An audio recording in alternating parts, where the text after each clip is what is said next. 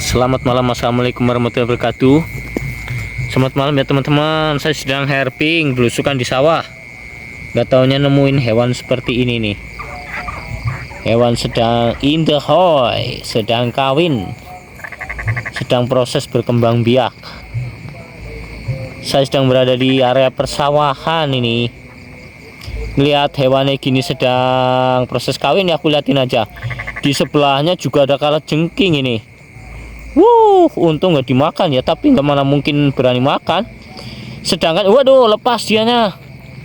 Sedangkan hewan ini suka kentut ini, yang suka ngeluarin gas ini. Wih, diem aja dianya, betina ini. Oh, ciri-cirinya ya, kalau betina dia itu gede, kalau kecil jantan. Ini tinggal laba-labanya ini.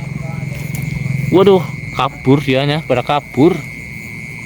Tunggu lagi ya, kita sedang belusukan di sawah.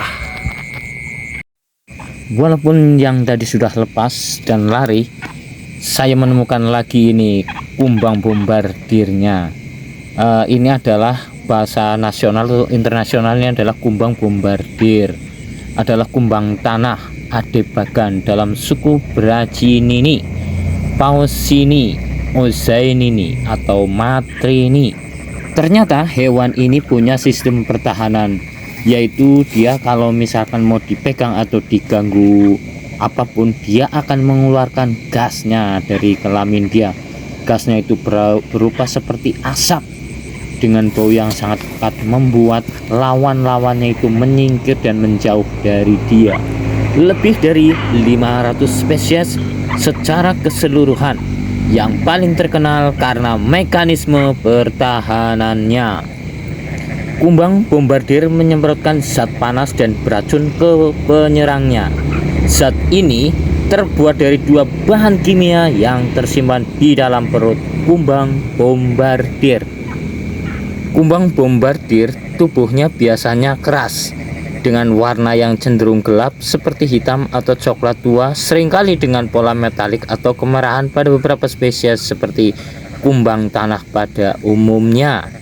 Mereka memiliki sepasang sayap depan yang mengeras elytra yang menutupi sayap belakang yang digunakan untuk terbang. Kumbang bombardir dewasa biasanya hidup selama 2 hingga 3 tahun. Mereka kawin setelah ritual pacaran yang melibatkan metode visual dan sensorik yang bertujuan untuk mengidentifikasi kumbang bombardir lainnya.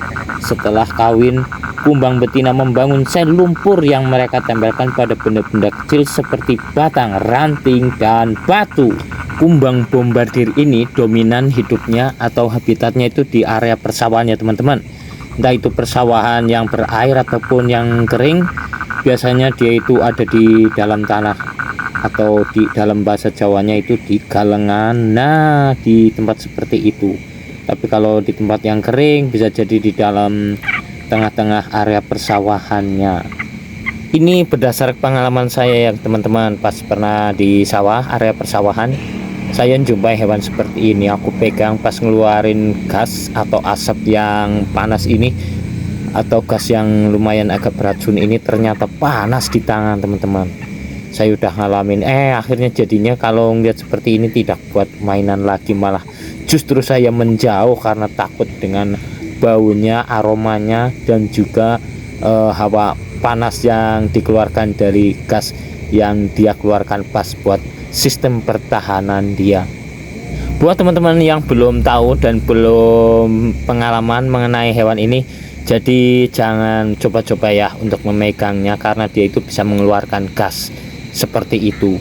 Selain itu juga akan terasa panas.